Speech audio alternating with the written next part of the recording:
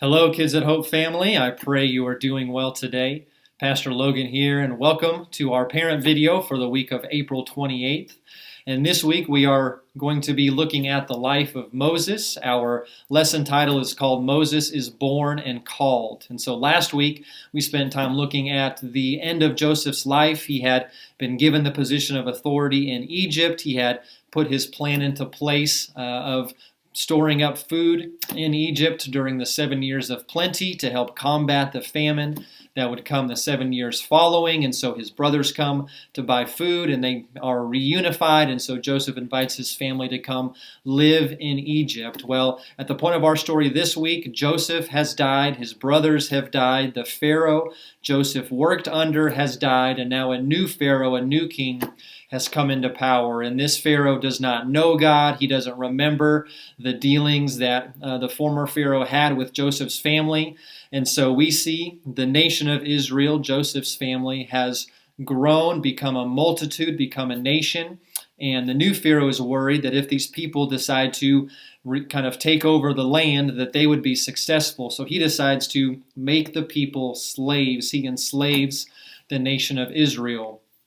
And so we see that Moses is born into a time when his people are hated. His people are enslaved. They have taskmasters set over them. They are subject to difficult work building the structures of this new Pharaoh. And then the Pharaoh decided to implement this decree of killing all the baby boys from the nation of Israel as kind of a way to help control the population. But we see God's sovereignty on the life of Moses and his care and his special plan he has from the very beginning. Moses is born and his mother hides him for 3 months, and then when she can't hide him anymore, she puts him in a basket and sends him down the Nile River, and he is found by Pharaoh's daughter, the princess. But then God, in his graciousness, allows Moses' mother to continue raising Moses. And so she raises him until he is weaned, and then Moses is returned to grow up in Pharaoh's palace.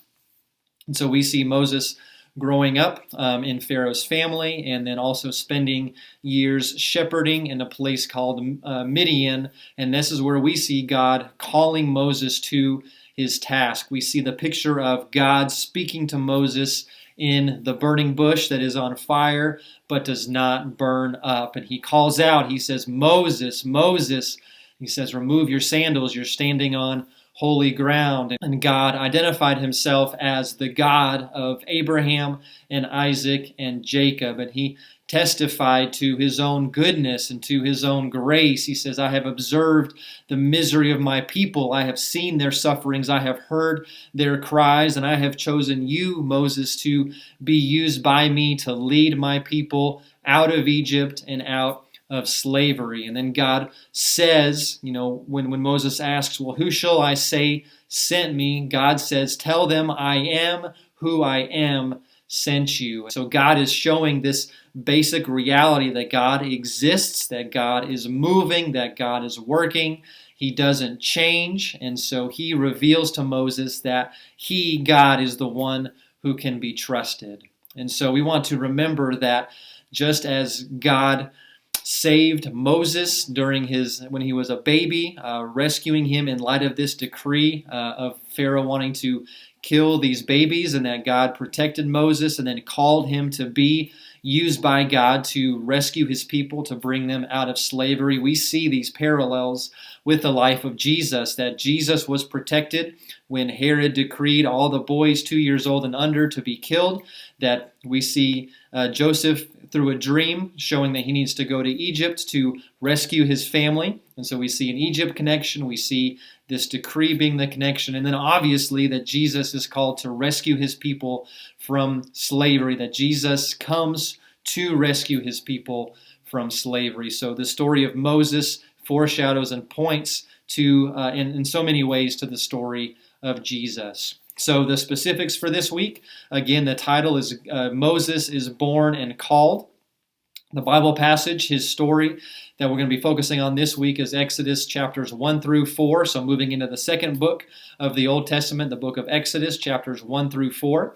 The story point for this week is God called Moses to deliver his people from captivity. Our key passage, or our memory verse, continues to be Hosea 13:4, which says, I have been the Lord your God ever since the land of Egypt. You know no other God but me, and no Savior exists besides me. Then our big picture question and answer also continue to be the same.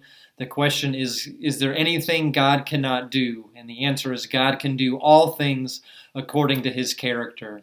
Then the Christ connection, as we've already kind of mentioned, how we see Moses being protected as an infant and then God calling him to be the avenue, the mouthpiece that will be used to rescue his people from slavery. And we see Jesus being protected as a baby, and then he, being God, coming to rescue his people from the slavery of sin as well. So beautiful picture we see between Moses and Jesus. So I love you guys. I'll be praying for you guys as you have these conversations this week, that God would continue drawing our hearts to himself and the hearts of our kids to himself as we are intentional about pointing our kids to Jesus. I miss you guys like crazy, and I look forward to seeing you again via video next week.